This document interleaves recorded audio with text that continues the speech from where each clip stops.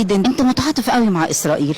طب ما بدل ما تقول للفلسطينيين اتهجروا واطلعوا على مصر او اطلعوا على الاردن او على اي مكان، طب ما تسيب الفلسطينيين وتاخد انت الاسرائيليين حبايبك وتاخدهم في اي بلد عندك في امريكا. يعني ده اقتراح، نفسي يا ريت الصوت ده يوصل له. ما دام انت بتحبهم قوي، دول كلهم ايه؟ 5-6 مليون ولا حاجه في قاره. امريكا دي قاره مش بلد. ما تفضلهم مكان عندك وتاخدهم، هم غير مرحب بيهم في المنطقه العربيه. ايه رأيكم في الكلام ده؟ هل ده تصحيح لكلامها اللي قالته قبل كده لما حصل عليها هجوم في تقسيم فلسطين وحل الدولتين، ولما لقيت حصل عليها هجوم شديد فحبت تعدل كلامها، ولا دي قناعاتها الشخصية؟